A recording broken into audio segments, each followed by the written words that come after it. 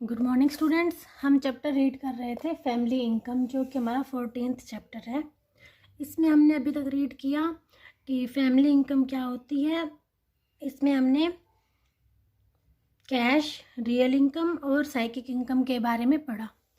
अब आज हम पढ़ेंगे factor affecting income of a family. एक परिवार की आय को इफेक्ट करने वाले फैक्टर्स कौन कौन से होते हैं। अब हम रीड करेंगे। नंबर 1 है proper use of time. If spare time is use to do some additional work, real income can be increased. अगर हम हमारे ऑफिस के कार्य के अलावा कुछ और वर्क भी, उससे अतिरिक्त वर्क करेंगे तो हमारी प्रत्यक्ष आय को बढ़ाया जा सकता है। Example, in free time housewife can take tuition. जैसे फ्री टाइम में एक गृहिणी ट्यूशन्स ले सकती है, इससे वह अपने घर की प्रत्यक्ष आय को बढ़ा सकती है। Number 2, use of human resource. जो मानवीय हमारे साधन हैं उनका उपयोग करके। If family members use their resource like knowledge, interest, efficiency, skill etcetera, then the increase in real income is possible. अगर घर के लोग अपने इंटरेस्ट, स्किल, जो कार्य कुशलता है उनका यूज करें तो भी प्रत्यक्ष आय को बढ़ाया जा सकता है। Number 3, use of facility provided by society and government. जो गवर्नमेंट ने और सोसाइटी जो हमें फैसिलिटी अलो करता है, अगर हम उसे यूज करें तो भी अपने घर की आय, इनकम को और standard of living can be raised, उसे बढ़ाया जा सकता है। Proper investment of money. अगर मनी को प्रॉपर इन्वेस्ट किया जाए तो भी हम फैमिली इनकम को इंक्रीज कर सकते हैं। जैसे if money is kept in fixed deposit, one can get good interest. अगर मनी है हमारे पास और हम इसे फिक्स डिपॉजिट में डाल दें तो उससे अच्छा इंटरेस्ट हमें प्राप्त हो सकता है। इसके अलावा हम ज़मीन जायदाद भी खरीद कर अपने आय को बढ़ा सकते हैं। Next, commitment towards work. अपने कार्य के प्रति रुचि, कमिटमेंट। अगर कोई भी व्यक्ति है अपने कार्य को रुचि से करता है, अपने इंटरेस्ट से करता है, एफिशिएंसी से करेगा तो नेचुरल सी बात है उसका व्यापार में लाभ होगा, उसके पॉजिटिव रिजल्ट्स उसके सामने आएंगे। इसी प्रकार अगर कोई नौकरी करने वाला है, वो अपना कार्य अच्छे तरीके से करेगा तो उसकी सैलरी बढ़ सकती है और उसे अपनी नौकरी में प्रमोशन प्राप्त हो सकता है। तो ये 5 फैक्टर्स हैं जो हमारी फैमिली इनकम को इफ़ेक्ट करते हैं। अब हम नेक्स्ट रीड करते हैं पॉइंट एक्सपेंडिचर, मतलब व्यय। अभी तक हमने रीड किया कि पारिवारिक आय क्या होती है, अब हम रीड करेंगे व्यय, खर्च क्या होते हैं, क्यों होते हैं। Money spent for the fulfilment of family goals and requirements is known as expenditure. अपने परिवार के लक्ष्यों की पूर्ति के लिए और उनकी आवश्यकताओं को पूरा करने के लिए जो खर्च किया जाता है उसे व्यय कहते हैं। जो मनी स्पेंड की जाती है उसे व्यय कहते हैं। और ये भी उसी पर डिपेंड करता है कि हमारी प्रत्यक्ष आय कितनी है, इनकम कितनी है और हमारी मानसिक आय कितनी है। पारिवारिक व्यय 3 प्रकार के होते हैं। Number 1 fixed, number 2 semi fixed और नंबर 3 अदर। फिक्स्ड एक्सपेंडिचर वो होते हैं जिनको हम कम नहीं कर सकते ना ही घटा सकते हैं, जैसे फैमिली रेंट हो गया, स्कूल फी हो गई और सर्वेंट का पे हो गई। तो इन खर्चों को हम कम नहीं कर सकते, इनको घटा नहीं सकते। Semi fixed expenditure, semi fix expenditure वो होते हैं जिनको हम कम या ज़्यादा कर सकते हैं। इन जैसे क्लॉथ्स पर और फूड पर किया जाने वाला खर्चा। अगर कोई मैरिज या फेस्टिवल है तो उन दिनों में इन चीज़ों पर ज़्यादा खर्च हो जाता है। और इसी प्रकार अगर घर में कोई गेस्ट आ जाए तो भी फूड्स पर ज़्यादा खर्च हो जाता है। तो ये आते हैं सेमी फिक्स्ड एक्सपेंडिचर में। नंबर 3 है other expenditure. It is not a compulsory expenditure, such expenditure is made if some money is left after spending on fixed and semi fixed expenditure. ये वो खर्च है जो कि फिक्स्ड और सेमी फिक्स्ड एक्सपेंडिचर होने के बाद अगर मनी बच जाती है तो हम उस पर अदर एक्सपेंडिचर करते हैं, जैसे घर में किसी लग्जरी के लिए खर्च करना, किसी कंफर्ट के लिए खर्च करना।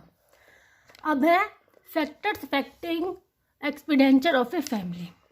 वो कौन से फैक्टर हैं जो कि एक पारिवारिक व्यय को इफ़ेक्ट करते हैं। जैसे नंबर 1 है आप सोर्स ऑफ फैमिली इनकम।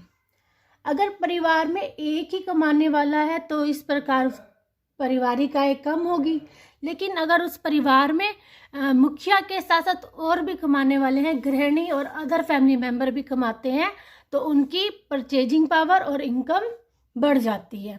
तो फैमिली सोर्स ऑफ, अगर कमाने वाले ज़्यादा हैं तो खर्च करने वाले भी ज़्यादा होंगे।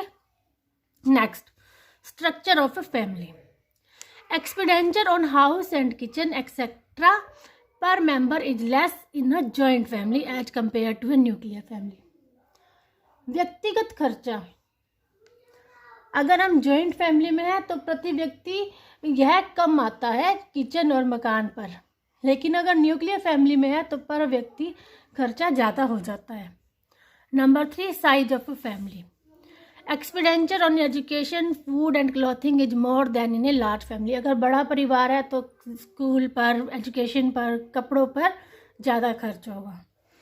As of family members, school और college going children spend more on books, fee and uniforms. अगर घर में स्कूल और कॉलेज जाने वाले बच्चे हैं तो इनका खर्च और फैमिली से अधिक होगा, क्योंकि ये अपनी बुक्स, फ़ी और यूनिफॉर्म पर बहुत ज़्यादा खर्च इन पर आ जाता है। और 5th हमारा पॉइंट है स्टैंडर्ड ऑफ लिविंग। जिस फैमिली का रहन सहन जिस प्रकार का होगा, अगर वो हाई स्टैंडर्ड है तो उनका खर्च ज़्यादा होगा। Number 6, residence. Family residing in urban area spend more than family residing in rural area. गांवों की अपेक्षा शहरों में रहने वाले जो लोग हैं उनका खर्च ज़्यादा होता है। Family traditions, certain family have more faith in certain social and religious tradition and sometimes spend lavishly on this tradition। कुछ परिवारों का धार्मिक और ये सामाजिक विश्वास, रीति रिवाजों में विश्वास ज़्यादा होता है और कई बार वो इस पर ज़्यादा खर्च कर देते हैं, तो इन कार्यों पर ज़्यादा खर्च कर देते हैं तो उनका फैमिली एक्सपेंडिचर बढ़ जाता है। Number 8, available resource. Proposed expenditure can be reduced by utilising the human resource. For example, expenditure on education can be reduced by teaching the child at home instead of arranging tuitions। उपलब्ध साधनों को use करके, जैसे अगर घर में कोई है पढ़ाने वाला तो किसी बच्चे को बाहर ना भेजकर ट्यूशन घर पर ही पढ़ा लें, तो इस प्रकार हम उस खर्चे को कम कर सकते हैं। For best utilisation of income, people should make budget. अपने इनकम के बेस्ट यूज के लिए हम लोगों को बजट बनाना चाहिए। अब बजट क्या है?